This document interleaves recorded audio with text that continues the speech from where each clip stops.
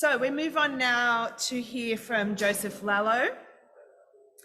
And Joseph is the saxophone lecturer at the Melbourne Conservatorium of Music and artistic director of the Melbourne International Saxophone Festival. He's premiered over 40 works for saxophone, and his 2021 recording for ABC Classic was included in their Best of Australian Classical Music playlist. Joseph recently completed his PhD, entitled The Performer Curator, in expanding the parameters of artistic expression and creativity in a concert. His work explores how our experience of music can serve as a model for our connection with each other and the world around us, with recent performances including What is a City and Her Lover's Shadow. So please welcome Joseph. Hello everyone, thank you so much for this terrific conference. It's been fantastic. I'd like to start by acknowledging the Gadigal people of the Eora Nation and also the Boonwurrung and Wurundjeri people of the Eastern Kulin Nations, upon whose land I have the honour and privilege of working. Today I'm going to be presenting parts of my PhD research on the dual role of the performer curator, and I'm going to focus particularly on an approach to concert design and presentation developed in my research called meta-narrative concert curation. For me, concert curation is about viewing the entire concert as the artistic event rather than a series of discrete artistic entities. The role of the concert curator is to frame and design the concert experience by shaping the multitude of musical and extra-musical factors within it. However, a classical music concert is an extraordinarily complex structure.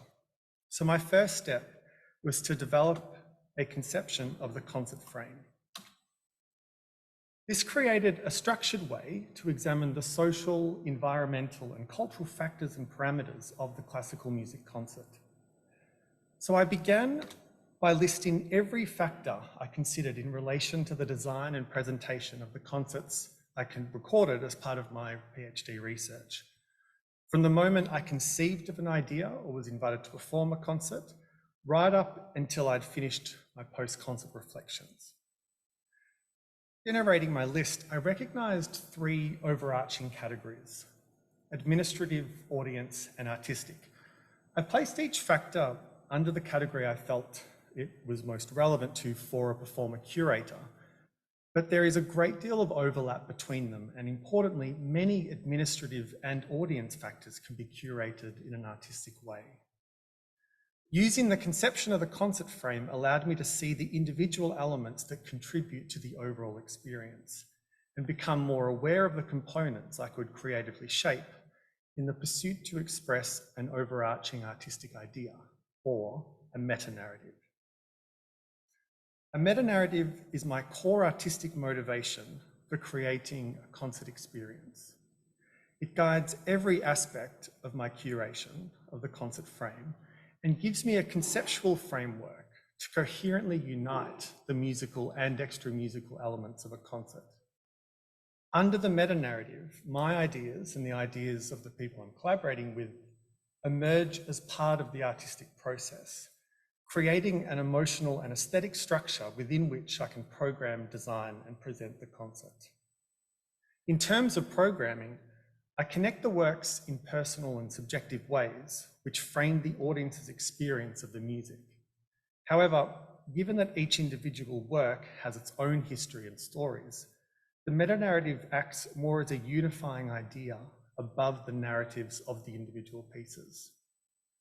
The first concert I created using this method was Her Lover's Shadow, a concert combining Australian instrumental solo and chamber music, dance, lighting, and staging to tell a story of love, loss, and memory.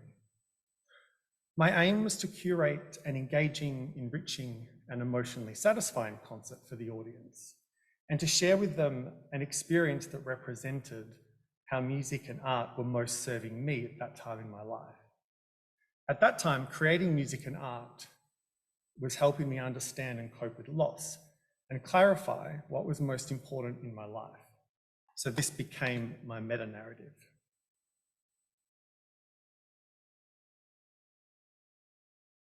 As I was researching this meta-narrative, I came across Pliny the Elder's account of the origin of painting. And I found one line to be particularly moving. A young couple who, very much in love, had to part. And in response, she decided to trace the outline of her lover's shadow. And for me, this story was a beautifully poignant expression of the meta-narrative. And when I read it, I felt this immense sadness about the futility of the human attempt to eternally preserve what we love most. So after finishing this section, I made my first decision about the concert design, which was to call it Her Lover's Shadow. Pliny's story became the first narrative within the meta-narrative. Next, I created a kind of mood or inspiration board that I could refer to throughout the process of conceptualizing the concert. So I researched how Pliny's story had been represented through artistic and written descriptions and collated the excerpts and images onto A3 pages. I used these to feed my intuitive and creative ideas during the concept design process, and only included text or images I felt aligned with my own ideas of the narrative. Whilst I was doing this, I observed my emotional, aesthetic, and physical responses to the boards and used these to underpin both my musical and extra-musical curatorial decisions. Through this observation and reflection, I began to conceive of a three-part structure for the concert: love, loss, and memory, with memory being the longest and most complex section. In this case, the narrative structure was a linear sequence of atmospheres and ideas that would unfold during the concert. And underneath it, I sketched out a more detailed description. Given this concert was exploring themes of love and loss, I decided an intimate performance setting would be ideal to give the audience the opportunity to have a powerful concert experience, and to only program pieces for a soloist or chamber works for 12 or fewer players. And it was only at this stage that I actually began programming the concert. Considering the atmosphere that I wished to create, I felt I was being drawn towards sound worlds that I often associate with Australian compositions, slowly developing thematic material, rich, colourful harmonies and lyrical melodies, and often driving rhythmic pulse and changing metre. So I estimate I listened to about 300 works as I programmed this concert, trawling through many websites of Australian composers and publishing houses, and of course the AMC. And each time I'd listen to the work, I would imagine it being performed in an intimate concert setting and feel and observe the combination of emotional, physical, and aesthetic sensations the music evoked in me. And I then selected the works that elicited the same states in me that I had when I conceived of the meta-narrative and narrative. So the first piece I chose was I Touched Your Glistening Tears by Brenton Broadstock. Listening to this, it evoked such a strong sense of turmoil and loss, and I imagined this piece representing the immense pain of the lovers as they were separated. The piece has an arc structure and develops slowly, but with a sense of inevitability towards a dynamic peak about halfway through it. I programmed this work as a transition between love and loss in the narrative. And then as I would listen to each piece, I would write down any words, phrases, colours, or descriptions of images I associated with the music, as well as physical sensations I experienced. And in the same way that these ideas influenced my interpretation of the score, they also influenced my curatorial decisions in relation to the design of the program, lighting, and staging. I began searching for a faster piece to open the concert, to represent the close connections of the lovers. And I came across Paul Stanhope's Morning Star 2. The work begins with a soft and driving staccato melody passed between the two woodwinds. And slowly, the entrances of the violin, cello, and piano come in and create these dense rhythmic layers. I felt this opening create a sense of urgency, but then often this subsided into more lyrical and expressive sections. Listening to it, I had this strong image of two lovers intertwined in a sphere with their bodies indistinguishable. And I imagine them lit by a rich ember colour that I would associate with a fiery sunrise. And I pictured them gently opening their eyes and awaking to the day, and their bodies slowly unfurling. For me, the faster moments in this music represented their youthful naivety and intense love, but also a sense of foreboding. The slower sections evoked moments of tenderness. And the more I engaged with this work, the more vivid images of gestures and movements for the two lovers came to mind. And I started to consider incorporating contemporary dance as the embodiment of these images. Under the next transition section between loss and memory, I'd written Spiraling into Despair and Saudade. And listening to Tim Dargaville's Crossing the Borderland, it has this incredibly rhythmically tumultuous start, but then these beautiful lyrical and reflective intersections, and then a warm and driving ending. And I imagined that these dissonant fortissimo tutti motives at the beginning to represent the emotional turmoil of the separated lovers, with each accented chord signifying a rupture of their worldview and sense of self. And the slower sections evoked in me a cold and desperate sense of solitude. The final section of the narrative explores themes of frustration, remembering, gratitude, and death. And when I went onto May Lyon's website, I heard this short 3-minute composition for bass flute called Dash. And there's sort of two characters in this piece. One of them is anxious and almost breathless, and then the other one is suspended and feels like daydreaming. And after I had conversations with May, I adapted the piece for saxophone and used it to program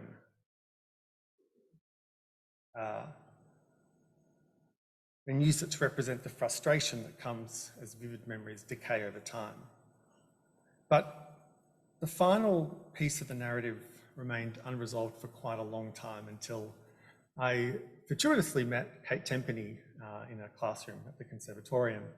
And she started to tell me about the piece that she wanted to compose for saxophone quartet, piano and percussion, called Samudra Manthan, the Churning of the Oceans. And in this, she was wanting to explore the relationship between two different sound worlds that interact over the entire piece and eventually reach a single point of stillness. And as she started sending me samples of the score, I was sort of blown away by this stirring and unrestrained beauty in her writing. And it seemed to be the perfect ending of this piece. And as soon as I had this design, I felt this sense of resolution to the program structure. This meta-narrative structure also influenced the choreography, lighting, staging, programs, marketing, audience interaction, and really every aspect of the concert frame that I had some kind of influence over. Considering the overall program, I decided to split the concert into two halves. So the first half would have instrumental music and dance. And I wanted this to really tell the story of the two lovers. And I thought that by adding in these visual elements of dance and lighting, that it would heighten the narrative impact. But the second half, I imagine more as taking place in the mind of the one lover at the end of their life as they grappled with their decaying memories and worked towards a process of acceptance and gratitude. So to reinforce this move from depicting a story to remembering a story, I decided to limit the visual stimuli in the second half and really embrace the more abstract nature of instrumental music. Here is a short excerpt of Her Lover's Shadow.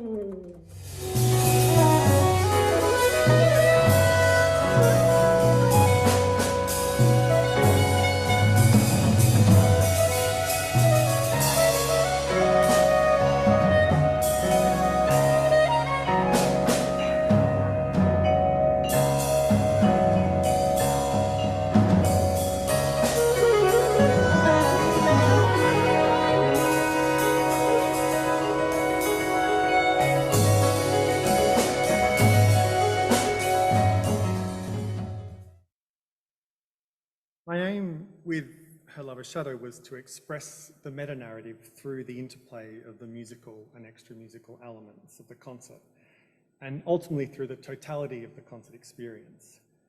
And I wanted this to be a place where I shared my emotional and aesthetic experiences with the audience, and for the curation of the concert frame to encourage them to engage emotionally with the performance.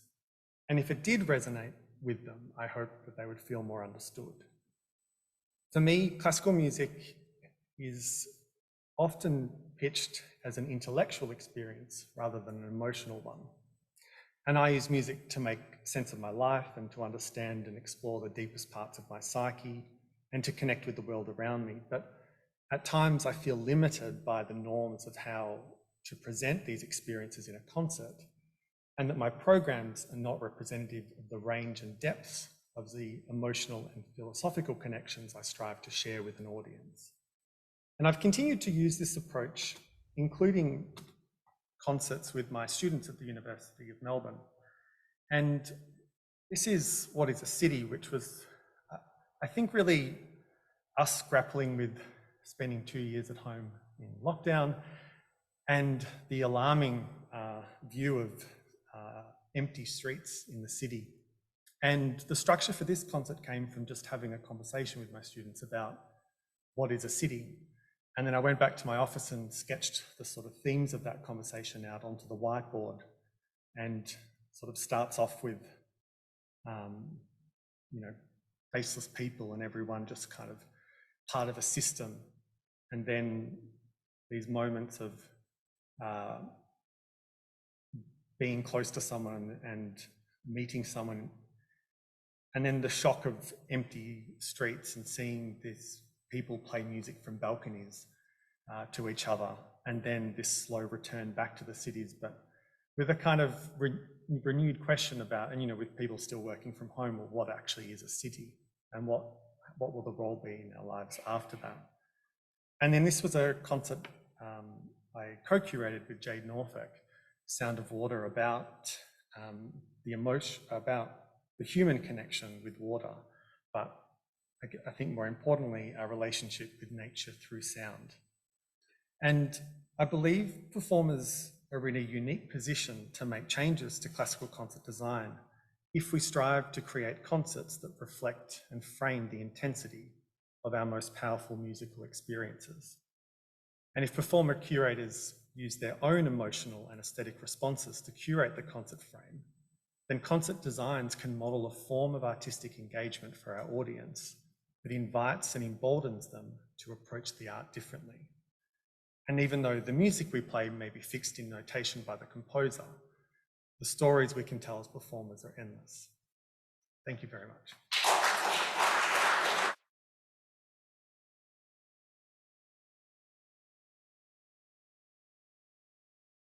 Thanks so much, Joseph. We started a bit late, so we're running a bit over time, but we want to make sure there's time for discussion for everybody. So start with questions. Thank you. Brilliant paper. My first question is, where do you see the field of concert curation through a meta-narrative in 5 to 10 years? And do you ever see concert curation could it possibly fall within the remit of a more mainstream symphony orchestra, or do you think it will permanently remain a vehicle of more bespoke outfits? I think one of the things we've been searching for at a conservatorium, and especially a conservatorium that might focus on the performance of notated music, is how do we bring in and celebrate the identities and stories of the students that we have. And I think that probably in the next 5 years, the biggest thing is about exploring the pedagogical impacts that this might have for our students in the way that they program their concerts and use their identities to shape the music that they're performing. And ideally, I think I was drawn to this topic because music is sort of everything in my life. And I feel like I want people to wake up on a Sunday morning and go to a concert and have an emotional and philosophical experience if they want to, because if they want a concert where it is sort of designed in that true aesthetic, where it's the performer is more of a medium, those are all still there. And I'm certainly not trying to replace that type of concert. And I think that I still do those type of concerts, but I think there's opportunities for these curated approaches to see how they can be embedded into everyday life. And I think provide an opportunity for new audiences to be welcomed in as well. Did you have two parts to the question? Did I forget the second part? Symphonies. So it's funny because symphony orchestras often have someone called a concert curator now, but curation is quite the sort of fashion word at the moment too. So I had to deal a lot with, well, what is actually the difference between a concert curator and an artistic director, and is it just because it's more fashionable to say curator? And a lot of my PhD was looking at the art of concert curation. The symphonies that have them, I think I've seen some interesting approaches, and I've seen perhaps an interesting connection with looking at how what their music that they perform represents, and perhaps it's an interesting way to face the political questions that surround the music that they're performing. But I think probably most of the time they move to playing sort of the soundtrack of a movie, and they'll put the movie on, and that becomes a kind of curated concert. And I really do feel like there's so much more opportunity for symphony orchestras to connect their pieces together. And I think perhaps last night, actually, that was an example of this, when the Darwin Symphony were playing in the festival up north. And I thought, well, this is the perfect example of what symphonic program could be doing. And even if it was to stay in their main concert hall, I think that this, there's a lot of opportunities to explore this with symphonic repertoire as well. But yeah, we're at the beginnings of it, I feel.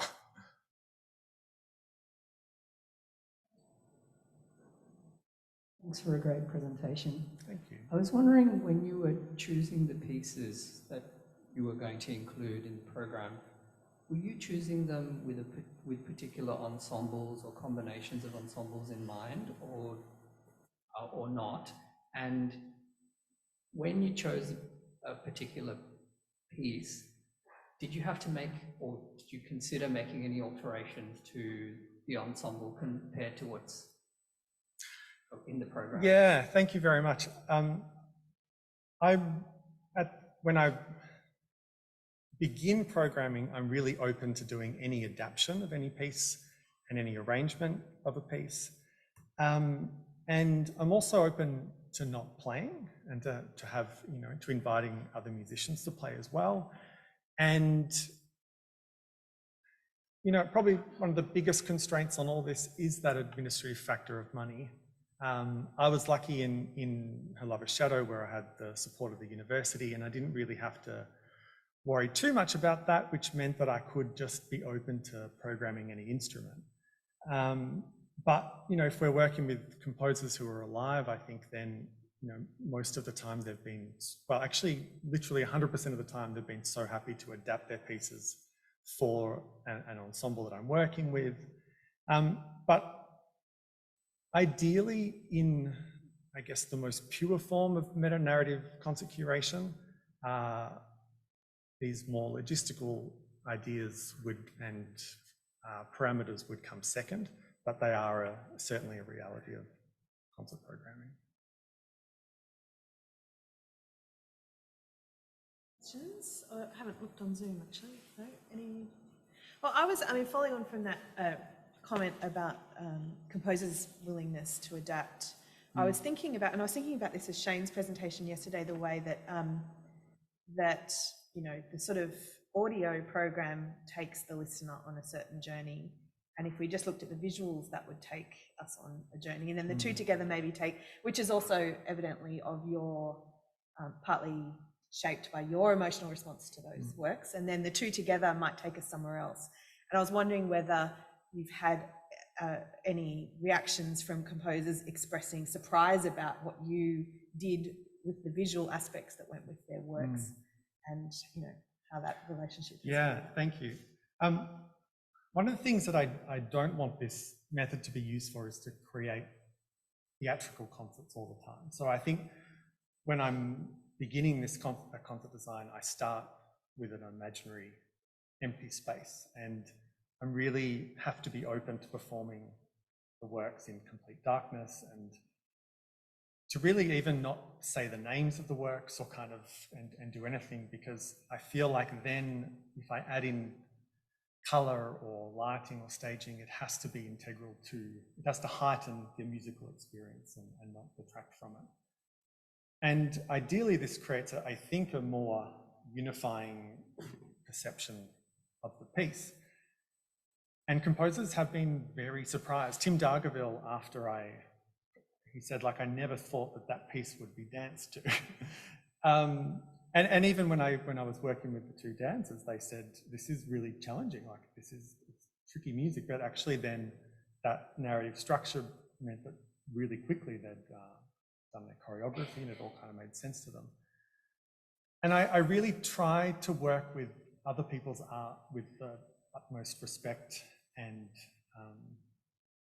I talk with them, I collaborate with them, because I don't sort of ever want them to be disappointed or sort of say, no, this wasn't meant for this context. But I really haven't had any negative response, and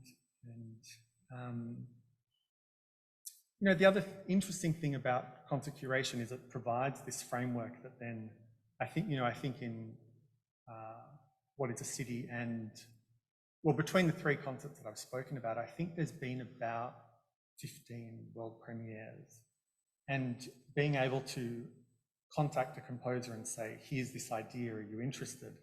And they just jump at that chance and they do really interesting work. But then they bring in with that music an experience of this meta-narrative that I can't have. And that, I think, then leads to a more complex and interesting story overall. Terrific, thank you. Well, join me in thanking Joseph and all our speakers and performers. Jonathan has, and since we haven't had a question on Zoom yet, perhaps we could just take one Zoom question. Jonathan, do you want to ask a quick question there? Sure. Yeah. Sorry, can you hear me? Thank you. That was a fascinating discussion. It's really interesting to see what you've been doing. I had a quick comment and then a question. I guess one comment I note is I think that quite a number of Australian music performers have been forced down a similar road because of the imperative to claim their performances as non-traditional research outputs, and the fact that sometimes individual concert works are too small. So people have been really, I think, adopting curatorial thinking, and I think that's a sort of a trend, but it's good to see it really so clearly articulated. My question would be, I'd like to ask of your experience in performing works once you've created an event, how you felt as a performer. Did your interpretation change or evolve in response to the way that you've asserted a work into a concept, and whether did that heighten the performance? Did you deepen your understanding? Do you sometimes think that there's a tension that you've sort of forced to work into the curatorial concept, or take it in directions that you might not have otherwise thought of taking that particular work? Thank you so much. Yeah. Honestly, I feel like most of the time in the very traditional classical concert frame when I perform without any curation whatsoever. All of this just kind of exists in my head, and it's sort of informing the outward interpretation of a piece. But traditional concert, there's very little opportunity for performers to actually describe and talk about what their interpretation is informed by and how they actually experience the works. And so when I do these kind of outward expressions of inward states, I need to sense that they're unified and one. And I think that if I've ever been curating something and then I feel this tension develop between, or if I've been co-curating with someone and a particular lighting state has been put on the stage whilst I'm, listening to that music, I just can I feel like I immediately sense that it doesn't quite fit. And then I tend to not want to keep moving forward with that. I feel like, does that... Yeah, I guess that's the... Yeah, I don't know if... I think for other performers, I also, I try to give them a lot of agency as well over what they can bring to it. And it's been interesting with the students because they also end up having a lot of ownership over these concerts, and a lot more than when I used to, say, conduct the ensemble from out the front. And when they bring their ideas as well, I feel like it does, when I didn't used to sort of openly talk about these ideas, I would only ever be informed by my own responses. But hearing other people's ideas, I've always found that it enlarges my own, and ideal. I think it's always made the overall concept a little deeper and gives the opportunity for more people to interact with it as well. Oh, that's really interesting. That's almost like a devised theatre concept in music. That's the way where the actors are involved in creating and improvising the script. And not having a sort of final format that we're then programming and designing concerts into, but rather really being open to the design of the concert emerging over a 3 or 6 month period. And so at the beginning of the semester, there's only the meta narrative, but really nothing else. And it's only in these conversations with the students and what we're developing that the actual design emerges. And it was quite confronting for them at the beginning because they were saying, well, what are we doing here? And what's the order? And I kept saying, it's coming, it's coming. And in the end, they ended up loving it. And then they would bring their own staging and lighting ideas and suggest pieces as well. And then a lot of the composers in Melbourne would want to write for it as well. Sorry, all right, thank you so much. We should have a double round of applause. It's great to have Zoom participants participating in that way, so thank you.